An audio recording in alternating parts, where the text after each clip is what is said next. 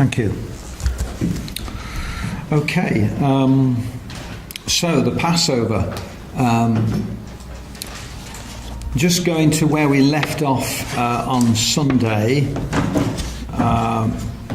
The Israelites are slaves in Egypt, mistreated and oppressed by Pharaoh, and God is going to send Moses to Pharaoh to tell him that he must let them go. گفتش که برگردیم از جایی که هفته پیش ول کردیم و یه کوچولو بگه اینکه به اونجا رسیدیم که به بردگی گرفته شدن بنی اسرائیل تو مصر و ازش بایشون بدرفتاری شد و ازشون کار سخت کشیده میشد و فرعون بدترین کارا رو باهاش میکرد و قرار بر این شد که موسی رو خدا بفرسته تا بره به فرعون بگه که قوم منو ول کن. And God already knows that when he sends Moses, Pharaoh is just going to say no. Pharaoh is going to say, I'm not going to let them go. They're my workforce, and he will just refuse. و البته خدا خب قطعا خودش قبل میدونسته که اگه موسی رو میفرسته 100% فرعون جوابش نه و به موسی خواهد گفتش که من اینا رها نمیکنم. So Moses is really representing God and the Israelites, and Pharaoh is going to be in opposition really to God. و در واقع موسی نمایانگر خداست و بنی اسرائیل و فرعون هم دقیقاً در جایگاه متقابل خدا. And we must remember that Pharaoh had absolute power in those days, and really Moses would be taking his life in his hands really and risking his life by going to Pharaoh and opposing him and contradicting him and defying him. و در واقع یادمون نره که با توجه به اینکه فرعون قدرت مطلق اون زمان بوده این کاری که موسی داشته می‌کرده یه جوری جونش گوشه کف دستش رفته و ریسک کرده با جونش بازی کرده چرا که قرار بوده بره تحقیر کنه در واقع یه جورایی. So let's read about their first encounter between Moses and Pharaoh in Exodus chapter 5. مواجهه موسی و فرعون chapter 4 chapter 5 Exodus chapter 5 خروج باب 5 صفحه 80. And we'll read the first 5 verses. 5 تا آیه اول. 5 تا آیه اول. بله اصلا باشه. پس از آن موسی و هارون نزد فرعون رفته وی را گفتند یهوه خدای اسرائیل چنین می‌فرماید قوم مرا رها کن تا در صحرا برای من عیدی نگاه دارند. فرعون گفت یهوه کیست که باید از او فرمان برم و اسرائیل را رها کنم؟ یهوه را نمیشناسم و اسرائیل را نیز رها نخواهم کرد. موسی و هارون گفتند خدای عبرانیان ما را ملاقات کرده است. رخصت ده 3 روز در صحرا راه بپیماییم و به یهوه خدایمان قربانی تقدیم کنیم وگرنه ما را به بلا یا شمشیر خواهد زد. ولی پادشاه مصر گفت ای موسی و هارون چرا می‌خواهید مردم را از کارشان باز دارید؟ به بیگاری خود بازگردید. و افزود شمار مردم بسیار زیاد است و شمار آنان را از بیگاریشان باز خواهید داشت.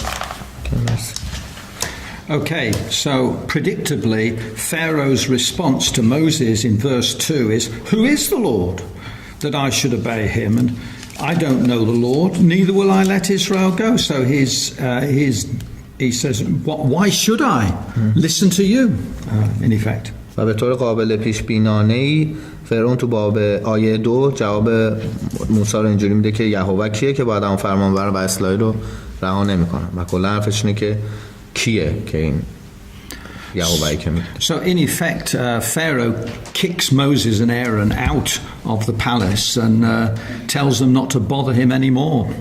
و در واقع فرعون یه جورایی انداختشون بیرون، پرتشون کرد بیرون از کاخ، از قصر و گفتش که دیگه مزاحمش نشن. In fact, the Pharaoh is so angry that he decides that he's going to make the Israelites suffer even more And we won't read it now. It's in chapter 5. But he says to them, "You're going to have to make your bricks now, and you're going to have to find a straw to make them with." و در واقع این باعث شد که خشم فرعون بهشون بیشتر بشه و باعث بیشتر اسرائیلی‌ها رو تو اون زمان اذیت کنه بعد از اینکه این اتفاق افتاد. Okay, let's come across to chapter 6 now and read the first 8 verses. باب 6 8 آیه اول. آنگاه خداوند به موسی گفت اکنون خواهید دید به فرعون چه خواهم کرد، زیرا به سبب دست نیرومند من قوم را رها خواهد کرد و به دست نیرومند من آنها را از سرزمین خویش خواهد راند. خدا همچنین به موسی گفت من یهوه هستم، بر ابراهیم، اسحاق و یعقوب با نام خدای قادر مطلق ظاهر شدم، ولی خود را با نام یهوه بر آنها نشناساندم. همچنین عهد خویش را با ایشان استوار کردم و سرزمین کنعان را به ایشان می‌بخشم، همان سرزمینی را که در آن غریب بودند. حال ناله بنی اسرائیل را که مصریان ایشان را به بندگی کشیده‌اند شنیدم و عهد خویش را به یاد آوردم. پس بنی اسرائیل را بگو من یهوه هستم و شما را از زیر یوغ بیگاری مصریان بیرون خواهم آورد. من شما را از بندگی ایشان رها خواهم کرد و به بازوی افراشته و داوری‌های عظیم شما را خواهم رهانید. Thank you. 8 to 8, yes. من شما را برخواهم گرفت تا قوم من باشید و من خدای شما خواهم بود. آنگاه خواهید دانست که من یهوه خدای شما هستم که شما را از زیر یوغ بیگاری مصریان به در آمدم. من شما را به سرزمینی خواهم برد که با دست افراشته سوگند خوردم آن را به ابراهیم و اسحاق و یعقوب ببخشم. آری من آن سرزمین را میراث شما خواهم ساخت. من یهوه هستم. Thank you. Okay, so this gives God now his opportunity to show his power on behalf of his people and save them from the power of Pharaoh. و خب این یه فرصتی بود برای اینکه خدا قدرتش رو نشون بده، یعنی از طریق اون مردمی که برای فرعون کار می‌کردن قدرت خدا درشون نمایان بشه. And in verse verse 5 and 6, we see the mercy of God because he says he has heard the groaning of the children of Israel and he's remembered his covenant and he can see their burdens and he can see their oppression and he wants to redeem them and wants to deliver them. و تو آیه 56 داریم لطف و محبت خدا رو می‌بینیم که میگه من شنیدم صدای بندگی مصریان و صدای سختیشونو و اینکه قراره که دیگه بیگاری نکشن و نجاتشون بده و خدا شاهد همه اینا بود. And in fact, he wants to bring them out of Egypt so that they can become his people. That's what it says in verse 7. I will be to you a God. Verse 7. I will take you to me for a people and I will be to you for a God. So he's separating them and wanting to bring them in verse 8 into the land so they can be his special people. و در واقع طبق آیه 7 خدا میخواد با بیرون آوردن اونا از مصر یه قوم جدا و خاص اونا بسازه و در واقع اونا بشن قوم خدا طبق آیه 7 که میگه من شما رو برخواهم گرفت تا قوم من باشید و من خدای شما خواهم بود. But as far as the ordinary Israelite was concerned, it had all gone wrong because in verse 9 it says, "But they hearkened not unto Moses for anguish of spirit and cruel bondage." So the Israelites who Moses had come to save were actually worse off because Pharaoh had made their lives even more cruel. و در واقع ولی خب برعکس شد این قضیه. همین حرفا رو موسی رفت به بنی اسرائیل بازگو کرد طبق آیه 9 ولی خب اثر درست نذاشت، چرا که دیگه خیلی انقدر میدونی انقدر روحشون میگه بیرحم شده بود یه جوری کلا اصلا تغییر کرده بودن و طبق آیه 9 اصلا بنی اسرائیل سبب پژمردگی بدتر هم شد و به حرفش اصلا گوش نداد. So God knows that Pharaoh is proud, he's arrogant and he will not give in without a fight. And God knows that the only way that Pharaoh is going to let them go is if God forces him to do so. و خدا خودش میدونست که فرعون انقدر به قولی قدو و مغروره که به این راحتی ولکن نیست و یه جورایی بدون جنگ ول نمیکنه قضیه رو و خودش مسیر رو به اون سمت بردش که درگیری به وجود بیاد. جورایی باید با جنگ حتما این اتفاق میفته. Excuse me. And so God is basically going to threaten Pharaoh with a whole series of plagues. And God sends 10 plagues on Egypt and upon Pharaoh to force Pharaoh to let the Israelites go. و خدا در واقع میاد دیگه شروع میکنه یه جورایی به تهدید و ترسوندن فرعون و 10 تا بلا نازل میکنه بر فرعون و مصریان که از این طریق مجبور کنه فرعون رو که بذار اسرائیلیا برن. Okay.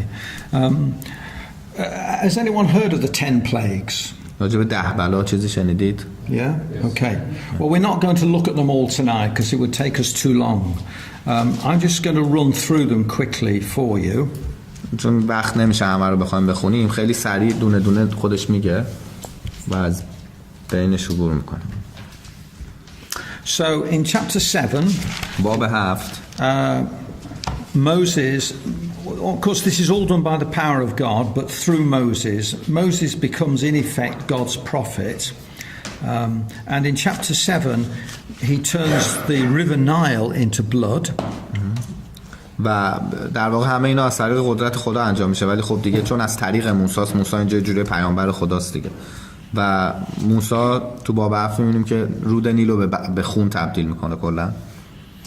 Which of course would cause fish to die and many other creatures to die. So the Nile of course was the source of life for the Egyptians. So if the Nile was turned bad, then they had real problems. و در واقع با این کار چون همه ماهی‌ها میمیرن و همه موجودات آبزی میمیرن و یه جوری خود آب گندیده میشه طبق متن و چون نیل خب بالاخره سمبل زندگی و حیات دیگه تو نیل و خیلی وضعیت سخت میشه. Okay. So I'm going to run through these quickly now. Chapter 8. باب 8. We have God brings a plague of frogs, then of بلای وزغ یا همون قورباغه. Then lice. Lice, that's not the word for lice. Mosquito. Bug. Were they on? I think they were on. Were they on the animals? The lice. Can't remember now. They went everywhere. Okay, nasty insects anyway, and then flies. So it's frogs, lice, and flies. پشر بلای پشر داشتیم بعد مگس رو. Yeah. Then in chapter 9. باب 9. God sends plagues of, well, in the English it's called murrain, but I think it was like a cattle disease. And then دومل. Yeah, and then boils, which were on the animals and the people. و بعد بلای تگرگ داریم. Yeah, and finally a plague of hail, which destroyed the crops. و آخرش و در آخر بلای تگرگ داریم که همه چیز رو از بین برد. Just one thing to note, you can read this when you're at home if you wish to read the detail, because we haven't time tonight, but you'll find that some of the plagues to begin with affected the Egyptians and the Israelites, but when we come to the plague of hail, it says that the crops of the Israelites were unaffected. It was only the Egyptians, so God started to make a difference. Does that make sense? و اگه میگه خودتون بخونید حالا اینجا میشه خیلی از بلاها بوده که هم اسرائیلیا رو تحت تاثیر قرار داده هم مصریانو برای جفتشون تاثیر گذاشته، ولی بلای تگرگ که رسیدیم خدا خودش گفته که قرار نیست دیگه به اسرائیلیا لطمه‌ای بخوره و یه جورای دیگه داره جداشون میکنه. And finally in chapter 10, well not finally, but in chapter 10 we have a plague of locusts. و در باب 10 بلای ملخ رو داریم. And if you probably know, locusts eat everything. و میدونید که ملخ همه چی میخوره، همه چیزو میخوره نابود.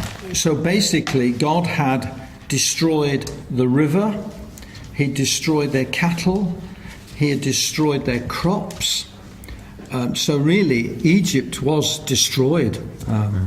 و در واقع خدا نیل رو از بین برد، تمام دام و نمیدونم دام پرورششون از بین برد، زمینای کشاورزیشون از بین برد و در واقع همه مصر رو داشت از بین می‌برد.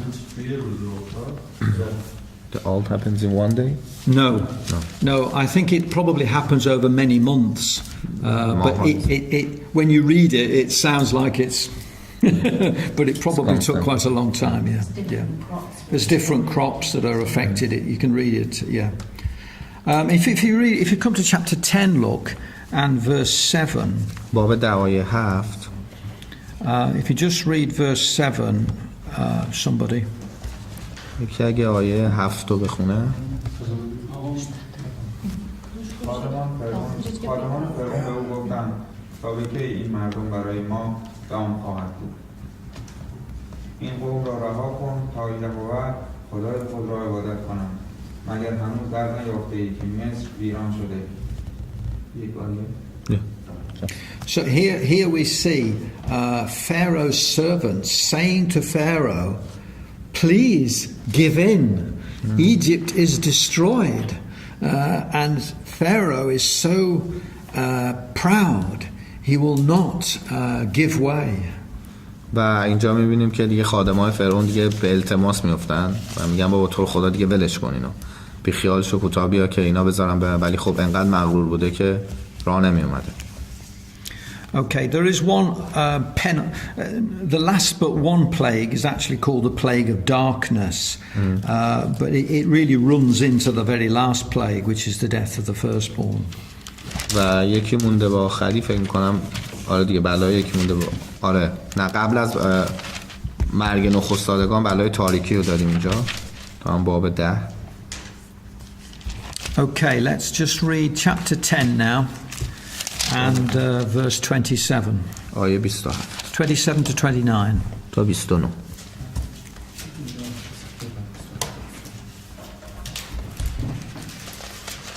اما خداوند دل فرعون را سخت کرد و او حاضر نبود آنها را رها کند. فرعون به موسی گفت از برابر چشمانم دور شد. برحذر باش که دیگر روی مرا نبینی، زیرا روزی که روی مرا ببینی خواهی مرد. موسی پاسخ داد همان گونه که گفتی، دیگر هرگز روی تو را نخواهم. Okay, so this is the last time. Well, it's not actually. It's almost the last time that Moses sees Pharaoh, and Pharaoh is so angry with him now. He says, "If you see me again, you'll die." So basically, Pharaoh threatens to kill Moses. و در واقع اساسا اینجا تهدید میکنه موسی رو به اینکه میکشتش فرعون و تقریبا آخرین بار بود که هم دیگر دیدن. So really now the scene is set for the very last plague, the very last, well, the most dreadful, I suppose, of all of God's judgments against Egypt, where God is going to destroy the firstborn in every house in Egypt. و زمان این فرا رسید که آخرین بلا برسه، در واقع آخرین بلای وحشتناک خداوند که خدا تصمیم گرفت هر اولین نخستاده هر مصری رو بکشه. And we mustn't think that God enjoys or that God takes pleasure in bringing destruction on people, but Pharaoh will not listen, so God has no choice. اینم در نظر بگیر که خدا لذتی نمی‌برده از اینکه بخواد نابودی و ویرانی انقدر سر مصری‌ها بیاره، ولی فرعون واقعا راهی دیگه برای خدا نذاشته. Okay, chapter 11. من همینجا میتونم سوال بپرسم. این تیکه تیکه ترجمه می‌کنی یا من کلا بگم؟ نه بگو اصلا من توی این 10 تا بلاه، توی 4 تا بلاه اولش خدا به فرعون و به موسی و هارون میگه مثلا برید این کار بکنید، در مقابلش یه سری جادوگر رو مثلا این چیزا میان همون کارا رو انجام میدن که فرعون قانع نمیشه.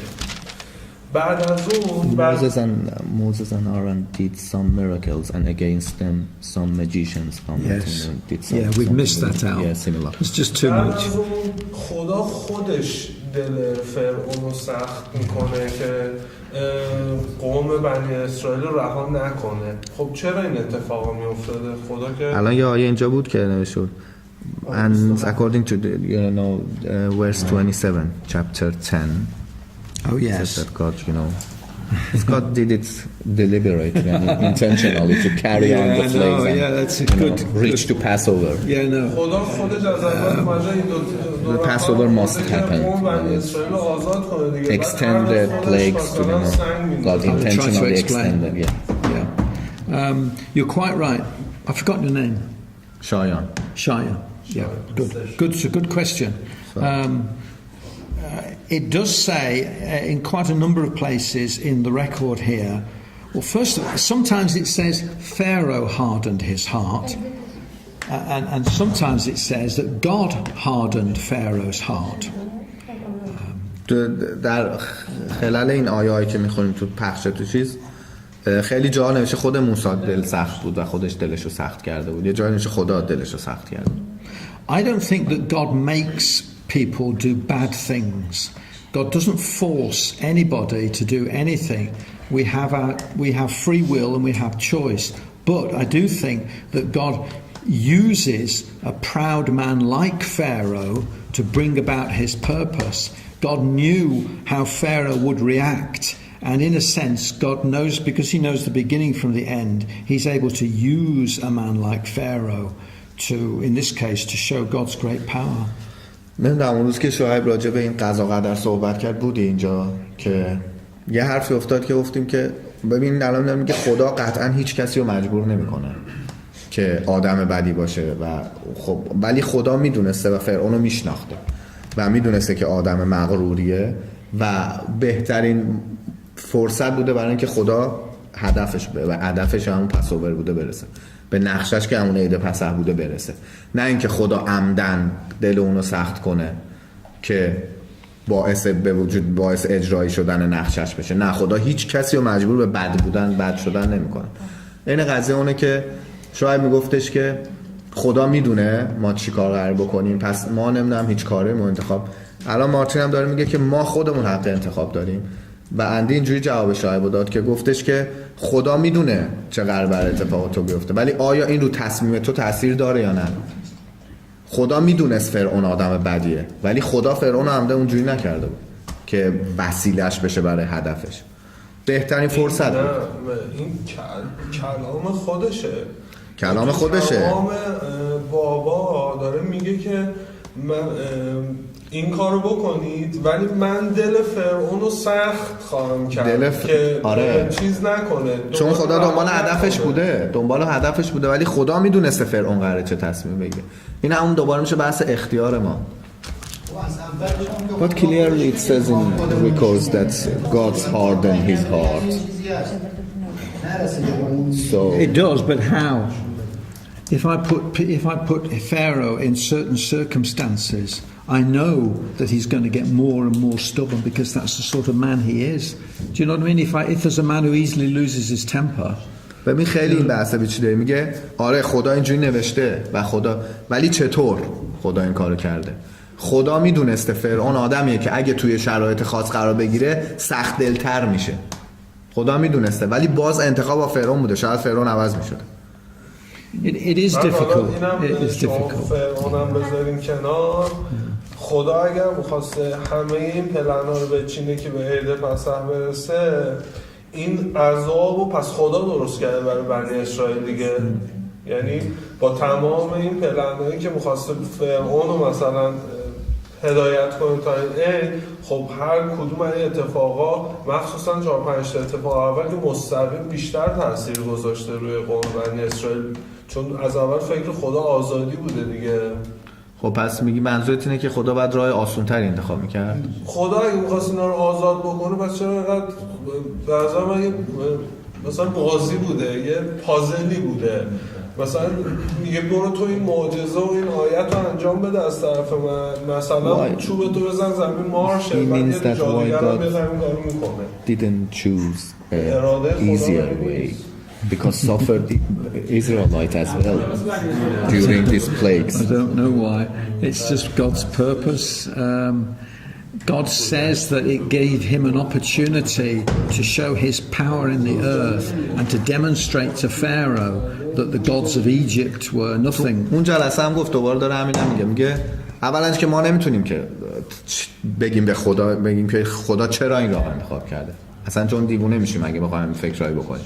و اینکه میگه مهمترین تئوری و تعریفی که میشه برای این قضیه اونه که بهترین فرصت بود که خدا قدرتشو به گنده ترین آدم رو زمین نشون بده و شاید به این دلیل راه سخت رو انتخاب کرد. خدا که خودش میدونه بنی اسرائیل رو نجات میده در آخر با اینکه رنجشون.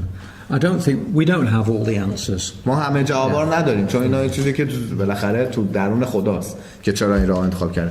ولی شاید میگه بهترین جواب اینه که شاید بهترین فرصت دارن که فرعون رو سر جاش بشون.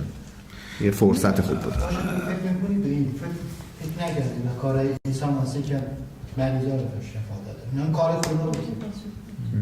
اینا یه بحث خیلی خوب. اینا کار خدا بود. It's opposite of that.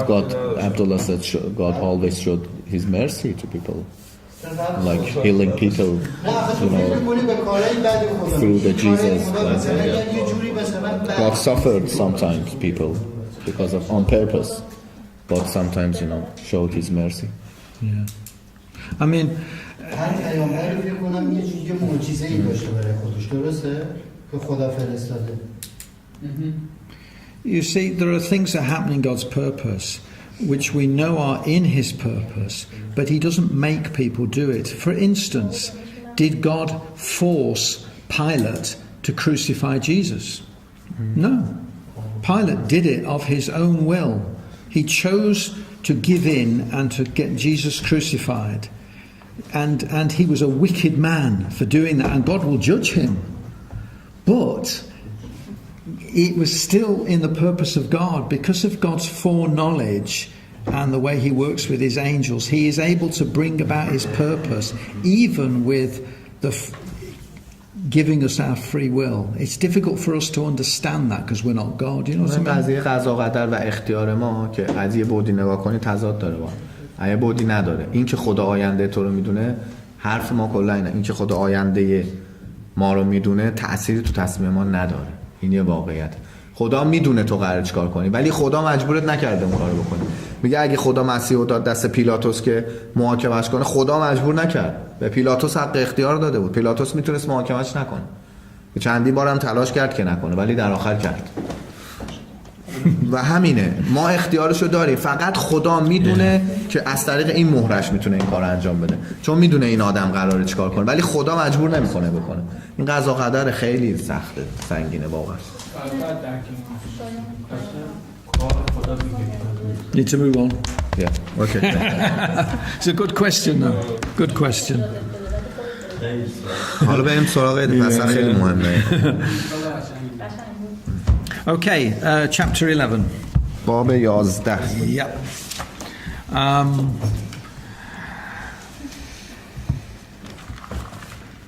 Verse 4. آیه 4. Moses said to Pharaoh, about midnight I will go out into the midst of Egypt, and all the firstborn in the land of Egypt will die, from the firstborn of Pharaoh that sitteth on his throne to the firstborn of the maidservant, and all the firstborn of beasts. So this is the great last plague on Egypt, which will force Pharaoh to give in. و این آخرین و بزرگترین بلایی بود که خدا سر مصر رو برد که مجبور کنه فرعونو که اسرائیلی‌ها همین بلاشون نه دیگه عید پسح اونا نجات پیدا کرد که طبق آیه 4 خدا میگه که نیمه شب در سرتاسر مصر بیرون خواهم آمد و هر نخستاده که در مصر باشد خواهد مرد، هم انسان هم حیوان هم. البته آخر آیه 5 میگه که تمام نخستاده چهارپایان هم خواهم مرد. So God is saying that He's going to send His angel to, and that the angel will kill all of the firstborn in Egypt, and basically the Passover is the way in which the Israelites are going to escape that, so that the firstborn of the Israelites need to be saved from this angel who is going to, you see what I'm saying? Yeah. And that's why it's called the Passover, because it says that the angel of God would pass over the Israelite houses and only kill the Egyptian firstborn. و خدا قرار شد که فرشته‌هاشو بفرسته تا نخستاده هر اسرائیلی رو بکشه، مصری رو بکشه ببخشید. و اینجا پسوور یا عید پسح یا فسح معنی پیدا میکنه که خدا میگه که هر فرشته که میاد هر خونه‌ای که برسه نخستاده‌شو میکشه، از خونه‌ای که اسرائیلی‌ها هستن پسوور میکنه، یعنی اینکه از بالاش میگذره فرشته و بخاطر این عید شد پسوور یا عید پسح، یعنی اینکه اون فرشته قراره پسوور کنه که این فعل انگلیسیش یعنی که از بالا عبور کردن. Now, God could have just passed over the houses of the Israelites anyway, but what he said was to the Israelites, if you want your firstborn to be saved, you've got to follow my instructions.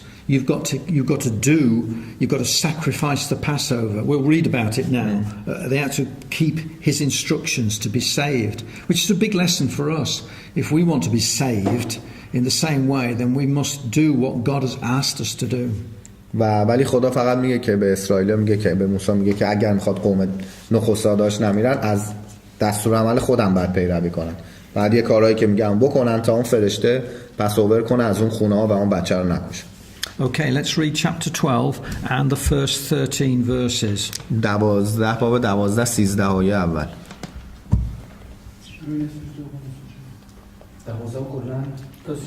13 آیه اول. خداوند در سرزمین مصر به موسی و هارون گفت این ماه برای شما سر ماه اولین ماه باشد.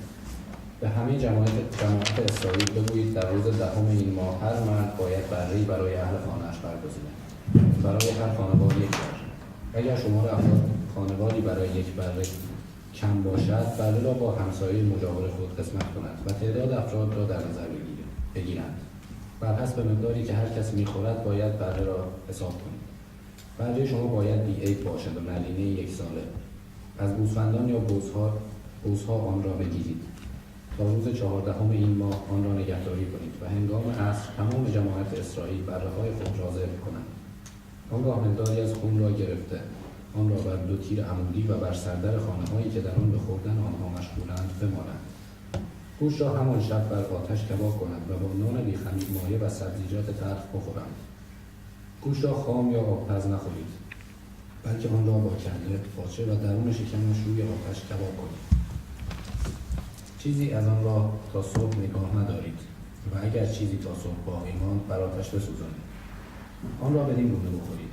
کمربندهای خود را ببندید، کفش بپا کنید و عصا به دست گیرید. شتابان بخورید که این پسخ خداوند است. در همان شب من از سرزمین مصر عبور خواهم کرد و هر نخست‌زاده را در سرزمین مصر هم از انسان و چهارپا خواهم زد و بر همه خدایان مصر داوری خواهم کرد. من خداوند هستم. آن خون نشانه‌ای خواهد بود برای شما و خانه‌هایی که در آن به سر میبرید. خون را که ببینم از شما خواهم گذشت و آنگاه که مصر را بزنم کوچکترین بلایی بر شما نخواهد آمد. Okay, thank you.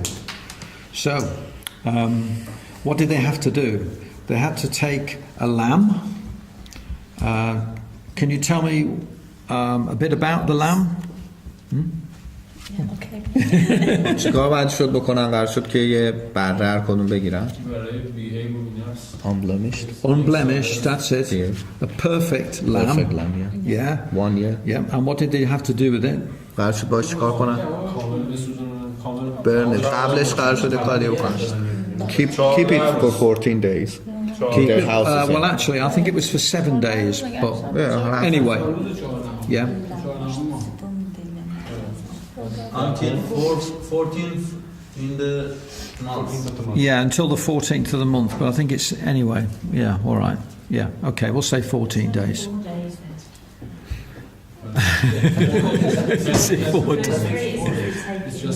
They take it on the 10th day and they kill it on the 14th. آره روز دهم بگیرن روز 14 بگیرن. Okay, so they kill it, and what do they do with the blood? با خونش چیکار کنن؟ سردر خونه. And you know put it on the Over the door. And around the door. Okay, and then what do they do with the lamb? با بره چیکار کنن؟ Eat it. Roast it. Roast it. And Roast eat it and eat it. And they had to eat Nothing left. all of it, so there's nothing left. And they had to also eat the Passover in the house. And they mustn't go outside the house. و نبایدن بیرون میرفتن بعد توی خونه. It says that somewhere. Verse 22 آیه it 22 says, none of you shall go out of the door of his house until the morning. So if they went out the house and they were a firstborn, they were liable to die. So they had to stay within the house. و باید میشستن تو خونه که اتفاق برشون نیفته. We won't read it now, but in fact, Gentiles could also, I think I'm right, I've got this right, look. Gentiles could also eat the Passover if they came into, later on under the law. Okay, yeah, okay. Now the Passover is the most solemn of all the Jewish feasts. و بزرگترین عید یهودیان دیگه، جزء عیدای یهودیان بزرگترین عیده. And even to this day, on the 14th day of Nisan, the religious calendar of the Jews, they keep the Passover. و همین الان هم طبق تاریخ تقویم خود یهودیاشون، تقویم مذهبیشون تو 14 روز ماه هم چی گفت اینا انجام میدن. And the reason that it is such a solemn feast for them is that this is where God, how can I put it now? God redeems and saves the whole nation from the slavery of Egypt to take them to himself for his own people. So this is God showing his redemptive power to save his people. و انقدر براشون مهمه به خاطر اینکه تو این روز بود که خدا کل قومشون و کل بنی اسرائیل رو رهایی بخشید و آزادشون کرد به سمت خودش کشید از بردگی. How has God shown his redemptive power to save us? و خدا چجوری میتونه این قدرت رهایی بخش رو به ما نشون بده؟ چجوری نشون داده شاید؟ یه بار دیگه سوال پرس. این خدا قدرت رهایی بخشنده شو از طریق پسح به بنی اسرائیل نشون داد که چجوری میتونه خدا نشون بده. حالا این قدرت رهایی دهنده شو چجوری به ما نشون میده؟ ما از اسلام اومدیم، همین که اومدیم با در اسم مسیح میریم تو آب و زنده میشیم، دوباره میایم نجات پیدا میکنیم. Jesus blood. Yeah, the blood of Christ. So the Passover and all the symbols, which we'll look in a minute, are a big parable of salvation in Christ. و کلا عید پسح و همه قسمت‌هایی که داخلش داره همش یه موازات و رابطه مستقیمی داره با عیسی مسیح. Jesus is called in the New Testament the Lamb of God. مسیح در عهد جدید به عنوان بره خدا نام برده شده. Now the Passover lamb was without spot, was perfect. In what way was Jesus perfect? و بره‌ای که خدا در پسوور بر عید پسح گفته و انتخاب کنن بی عیب بوده، بدون لک گفته و مسیح هم تنها انسان بی عیب و بی گناه بود. Oh, that was a question. Exactly. Yeah, in what way though was Jesus perfect? Was he physically perfect? آیا مسیح فیزیکی کامل بوده؟ So in what way was Jesus perfect? یعنی چی مسیح کامل بوده؟ Without sin? Without sin, that's it. Without sin. So Jesus is the perfect lamb. His blood was shed so that we can be saved from the world to the kingdom of God, which is like being saved from Egypt to the promised land. و خونش ریخته شد مسیح که ما از این دنیا نجات پیدا کنیم به پادشاهی خدا برسیم، همونطوری که بنی اسرائیل هم مصر نجات پیدا کرد به سرزمین خودش. Okay. Let me point something else out. If you look in verse 11, آیه 11 it says, "You shall eat it with your loins girded and your shoes on your feet, your staff in your hand, and you shall eat it in haste." In other words, they ate the Passover with their coats on, rucksacks on, ready to leave immediately Egypt and go to the promised land. و در واقع این تصویری که خدا تو آیه 11 مثلا کفش بپوشید آماده باشید، یعنی یه جورایی آماده باشید که دیگه برای رهایی سریع برید از مصر. So we also should be ready to leave this world and all its pleasures and material possessions and all those things, and we should be eager and ready to make our journey to the kingdom of God. و ما هم بعد طبق همین آیه بعد آماده باشیم هر لحظه برای اینکه این دنیا رو ول کنیم و بریم به سمت پادشاهی خدا. Okay, so let's read what actually happens if we come to verse 29. به آمادگیمون رو گفتش که یعنی همه حواسمون رو بذاریم کنار تفریحاتمون رو. Should we read 29 to 32? چند؟ مرگ نخست زادگان. Chapter 12, sorry. باب نیمه شب خداوند همه نخستزادگان سرزمین مصر را از نخستزاده فرعون که بر تخت می‌نشست تا نخستزادگان زندانیانی که در سیاهچال‌ها بودند و نیز نخستزاده‌های همه چهارپایان را زد. فرعون و همه خادمان و تمامی مصریان شب هنگام بیدار شدند و صدای شیونی بلند در سراسر مصر برخاست، زیرا خانه‌ای نبود که کسی در آن نمرده باشد. شبانه فرعون موسی و هارون را فرا خواند و گفت برخیزید و از میان قوم من بیرون روید، هم شما و هم جمله بنی اسرائیل. بروید و خداوند را همان گونه که گفتید عبادت کنید. گله ها و رمه هایتان را بردارید و بروید، برای من نیز برکت بطلبید. Okay, so midnight came and God did what he said, and all the firstborn in Egypt died, even Pharaoh's own son. And it wasn't just a case of letting them go. Pharaoh wanted to drive them out because he could see that Egypt was destroyed. و نیمه شب رسید و خدا هم کاری که گفته بود انجام داد و همه نخستزاده ها مردن و نه تنها دیگه فرعون اجازه نداد که اینا خارج شن، بلکه دیگه زورکی انداخت ازشون بیرون، گفت جمع کنید برید. Okay, so the Israelites then start their journey out of Egypt at night. و همون شب شروع کردن سفرشون رو به خارج از مصر برن. It's said that they went out even with the dough of their bread still in the kneading troughs. You know, they went out. Perhaps they didn't really believe it was going to happen, but it did. So they weren't actually quite ready, but they all had to go. شاید خب خیلی هم آماده نبودن، ولی خب شاید باور نمی‌کردن که 100% اتفاق بیفته. خیلی از نظر لوازم و تجهیزات آماده، ولی خب اتفاق افتاد و زدن بیرون. So this is the Exodus, the going out of Egypt. و این کتاب خروج اسرائیل از مصر. Yeah. And if we look at verse 37, it tells us how many Israelites left Egypt. و اگه آیه 37 رو ببینیم که چقدر مونده بودن.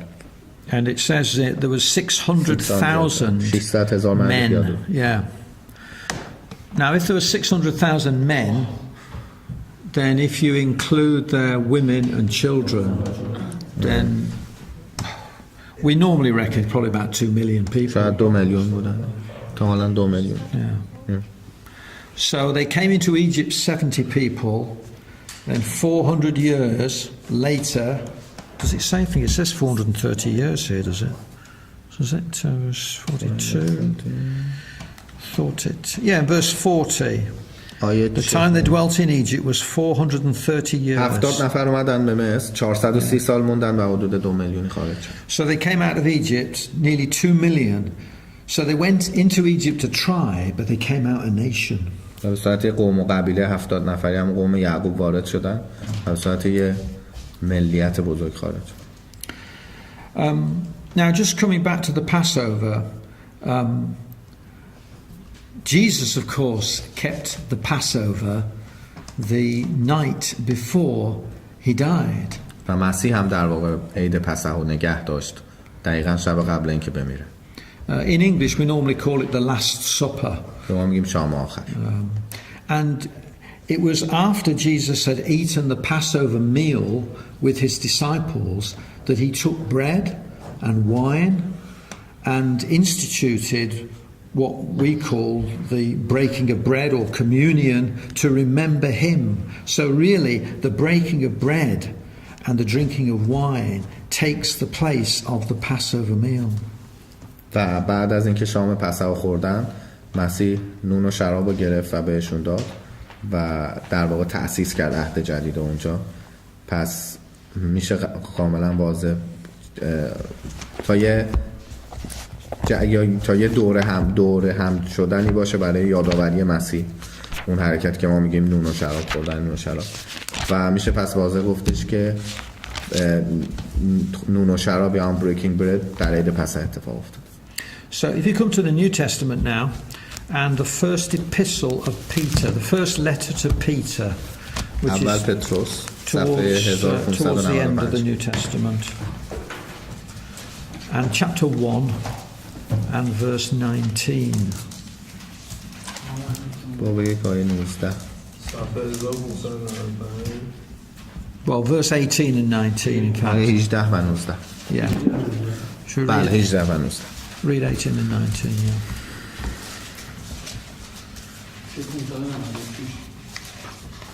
نه دیگه 1595.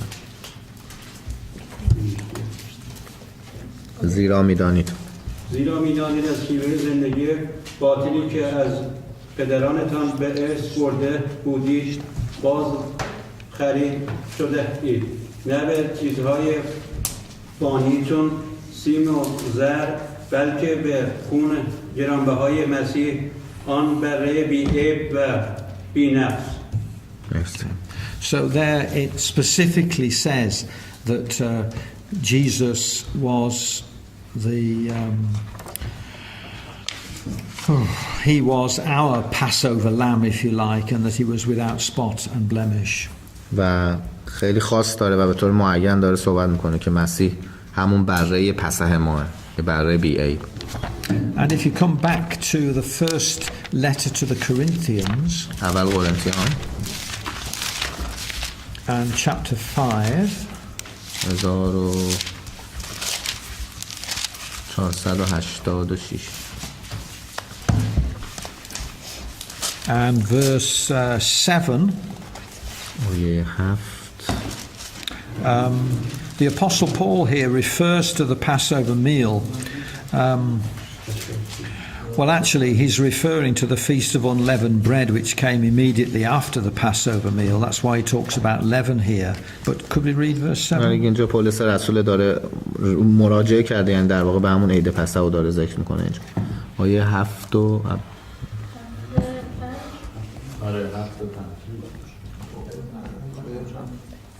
پس خود را از خمیرمایه کهنه پاک سازید تا خمیر تازه باشید، چنان که به راستی نیز بی خمیرمایه، زیرا مسیح بره پسح ما قربانی شده است. Okay, so that specifically says there that Christ is our Passover and he has been sacrificed for us. Now, something we haven't mentioned actually is that the Passover sacrifice was unusual because the person who everybody in the household ate the sacrifice. Now, normally, all the other sacrifices under the law of Moses, the person who offered the sacrifice didn't eat it. He offered it, and sometimes the priest would perhaps eat parts of it. But in this particular one, the people who are offering all have to eat it. و یه تفاوت دیگه که از نظر با صحبت قربانی کردن و این چیزا بود که تنها جای خاصیه که موقعی که قربانی کردن و همه‌شو خوردن خودشون، چون اصولاً به صورت نرمال تو قوانین موسی کسی که قربانی میداده خودش نمیخورده، شاید مثلا اون کاهن اعظم یک تیکه از اون قربانی رو میخورده، ولی خب اینجا خودشون قربانی کردن و خودشون هم مجبور بودن همه رو بخورن. Does that remind them of something that we do now? و این آیا چیزی یادآوری میکنه از کاری که ما الان میکنیم With the bread and the wine, با نون و شراب؟ we actually eat it, don't we? ما خودمون هم میخوریم و خودمون هم مینوشیم از اون بره قربانی. Yeah, there's a lot of symbology there, obviously. So, yeah, the Passover is a massive symbol. و عید پسح یه سمبل نمونه عظیم ارتباط با مسیح دیگه. And in fact, the Passover, the Exodus, is the beginning of a series of events which are a shadow of our salvation. و در واقع عید پسح یا همون خروج بنی اسرائیل از مصر شروع خیلی از اتفاقاست که در واقع یه سایه‌ای از نجات ما هم نشون داره. We've got the Passover lamb and the Exodus, and then we've got going through the Red Sea, which we'll perhaps do in a few weeks' time, which is like baptism through the sea, through the water. قربانی پسح رو داریم که همون ربطش دادیم به مسیح. بعد قوم میاد بیرون از دریای سرخ رد میشه که همون غسل ماه. And then we've got the wilderness, the journey through the wilderness, which is like our lives in Christ in the world, waiting for Jesus to come. و بعدش میایم سفر بنی اسرائیل رو داریم تو صحرا و در بیابون که همون بیانگر زندگی ماه که منتظریم مسیح برگرده. And then finally, we've got entering into the promised land, which is of course us entering into the kingdom of God. و در نهایت وارد سرزمینی که خدا بهشون قول داده بود شدن که ما هم در نهایت وارد پادشاهی خدا میشیم. So it's quite wonderful how all of the Old Testament history of Israel becomes a big parable of our salvation, and this is how God works. It's very خیلی قشنگه که مثلا کل این زندگی بنی اسرائیل و عهد قدیم ارتباط کامل داره به عهد جدید و زندگی که ما در مسیح داریم. Okay. Thank you. Questions?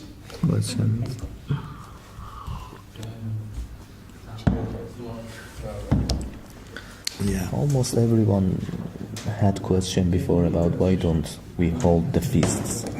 Why don't we keep these feasts? Yeah. Ah, And right. we don't do like other Jewish monarchies. feasts. Yeah. No.